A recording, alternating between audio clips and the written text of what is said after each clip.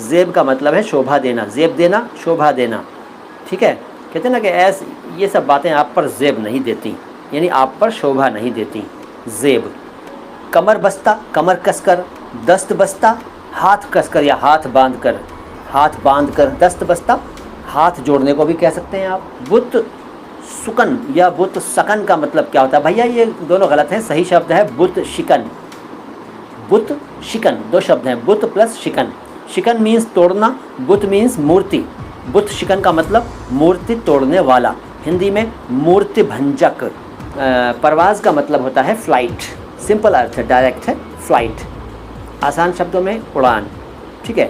अब इसके अनेक सेंटेंसेस हैं, जैसे कि लंदन को जाने वाली परवाज़ आधा घंटा ताख़ीर से जाएगी। एक अनाउंसमेंट हो सकता है ये कि लंदन को जाने वाली परवाज़ नंबर ये अपने मुकर्ररा वक्त से आधा घंटा या 30 मिनट ताख़ीर से जाएगी। आप समझ गए ना, ताख़ीर मतलब लेट, देर।